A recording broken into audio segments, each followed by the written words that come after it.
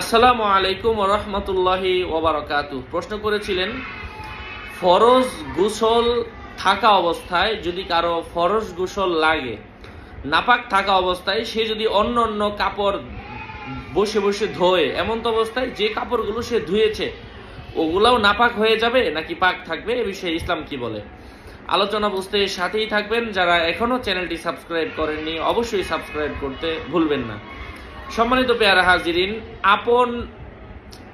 তো যদি এমনটা হয় যে আপনি শরীরের যে জায়গার মধ্যে নাপাকি লেগেছে ওই নাপাকিটা আপনি বসে বসে যে কাপড়টা ধুচ্ছেন ওখানে লাগতেছে না, আপনার শরীরের নাপাকি থেকে অথবা আপনার কাপড়ের নাপাকি থেকে যে কাপড়টা ধুচ্ছেন ওখানে লাগছে না, ওখানে যদি না লাগে তাহলে তো আর ওটা নাপাক হবে না, ওটা পবিত্র হয়ে, ওটাকে কয়েকবার ধুলে, ভালো করে কয়েকবার ধুলে ওটা পবিত্র হয়ে যাবে। কিন্তু আপনি নিজে নাপাক, তারপর আপনি নিজে নিজে ধুয়ে নেন, আপনি নিজে গোসল করে নেন। তবে ফরজ গোসল থাকা অবস্থায় আগে উচিত নিজের শরীরের কাপড়ের মধ্যে যে জায়গাটার মধ্যে বীর্য টির্য ময়লা নাপাকি লেগে আছে ওই জায়গাটা ভালোভাবে ধোন, অথবা রক্ত কিছু থাকলে ওইটা ভালোভাবে ধোন, এবং তারপর আপনি নিজে ফ্রেশ মোটামুটি একটা ধোয়া দিয়ে নাপাকিটা দূর করে দেন, তারপরে আপনি বসে বসে কাপড় ধোন, অসুবিধা নাই। যদি কারো ঠান্ডার অসুবিধা হয় তাহলে আগে যেই পদ্ধতিটা বলা হলো, আপনি নিজে নাপাকি আপনার শরীরে আছে কাপড়ে আছে, থাক, আপনি আগে কাপড়টা ধুয়ে নেন, অসুবিধা নেই।